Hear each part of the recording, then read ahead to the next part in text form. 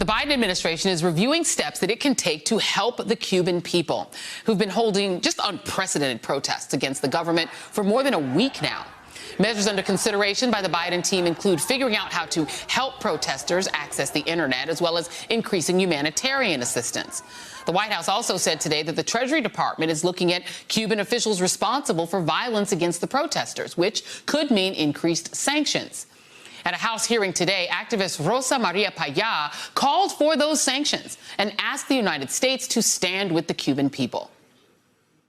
If I make a call, a request for all of you, is to please to listen to what the Cuban people is demanding on the street at the highest possible risk, which is life.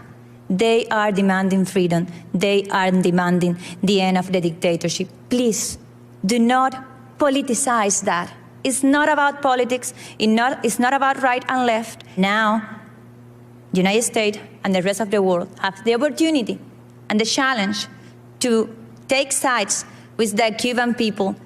And I am joined now by Rosa Maria Paya, and she is the founder of the Cuba Decide initiative. Rosa Maria, thank you so much for being here. So I have to tell you, had I not been to Cuba, I went in 2017 because I wanted to see for myself, and seen the scary men on the streets with the Kalashnikov rifles, watching the police, like the police were scared of those guys. I would not even, be able to sort of put my head around how dangerous it is for people to march and for people to protest and put out protest music. But the Cuban people are doing that. It is unprecedented. Where did this come from? Is it the little openings in being able to get on the internet? What sparked this? Thank you. Thank you so much for this time. And yes, it's the highest possible risk. The Cuban military have been actually cracking down the protesters with brutal repression. But the people understand, we as a nation, we understand that to get out of the deep crisis that we are facing, we need to get out of the dictatorship. We need to end the dictatorship. And in the middle of the sanitary crisis, in the middle of the COVID crisis, in the middle of the healthcare crisis, the people just fed up and went to the streets demanding what is the root of all the crises, which is the Castro's dictatorship. So the call to the international community is still the same. Please listen to that people that is asking for freedom and support that demand. It seems like a really sort of open opportunity, particularly since we had a previous president who sort of made our democracy feel like it's teetering, and Biden wants to reestablish that we are a core democracy. What can and do you think that the Biden administration could do to support the Cuban people?